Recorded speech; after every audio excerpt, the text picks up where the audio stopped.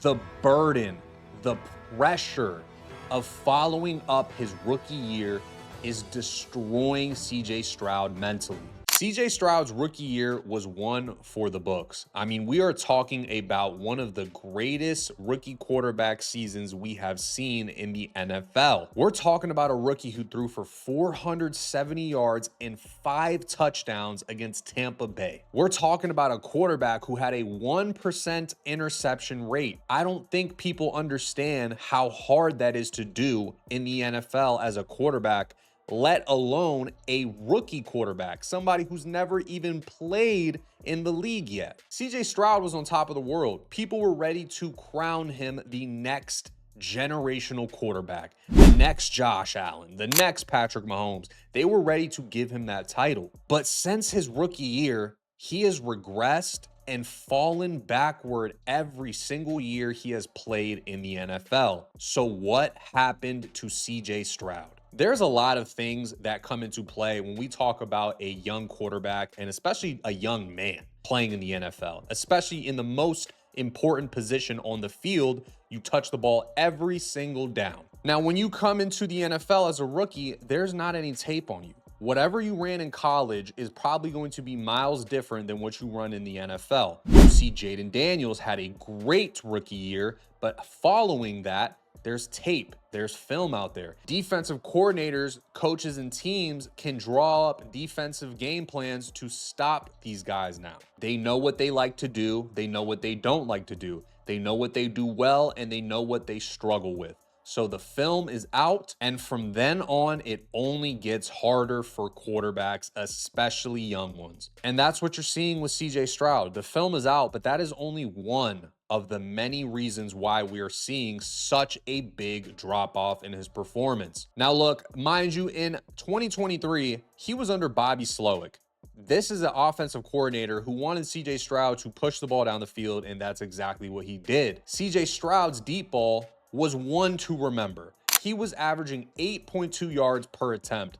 This was his specialty, it seemed. But in 2024, that's when you kind of started to see the wheels fall off for CJ Stroud. Defenses know what he likes to do. They play cover 2. They take away his deep shots and they make him play NFL quarterback. Now, playing NFL quarterback means taking your checkdowns, making the easy reads, staying in the pocket, being composed, and finding the right play. Now, look, it doesn't help that he's dealt with injuries from his receiving core. He lost Stephon Diggs, which is a great receiver in the NFL. Nico Collins had his injuries. Tank Dell, obviously, we know, has been through multiple injuries. It also doesn't help when your offensive line goes from 38 sacks to 52 sacks overnight, but we can't blame everything around him. You're a quarterback in the NFL. CJ Stroud has a big part in the blame. From his rookie season to the 2024 season, we saw him fall from 274 yards per game to just 219 yards per game. We saw CJ Stroud's interceptions more than double from 5 interceptions to 12 interceptions. Fast forward to this season, 2025,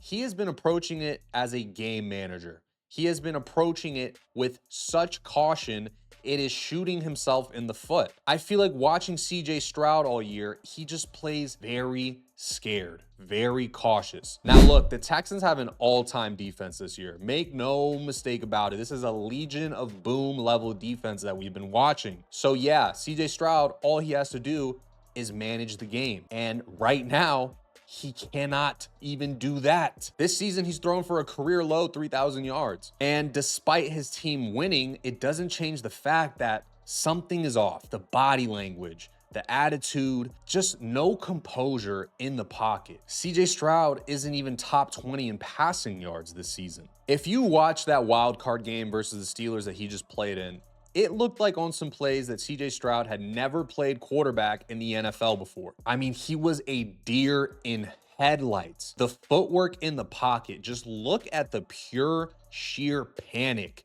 the hesitation, chopping his feet, can't get set, doesn't know what in the world to do with the football. What you're seeing right here is completely mental. It is 100% mental, and it is 100% in CJ Stroud's own head. The burden, the pressure of following up his rookie year is destroying CJ Stroud mentally. We hold him to a standard up here because of our first impression. First impressions are everything. For a quarterback, for people you meet, whatever the case may be. Your first impression of somebody, that's the standard you're gonna hold them to. That's what you're gonna remember them for. CJ Stroud came into the league firing hot. We hold him to this standard. We think of him as this type of quarterback because we've seen him do it before. But is he that quarterback?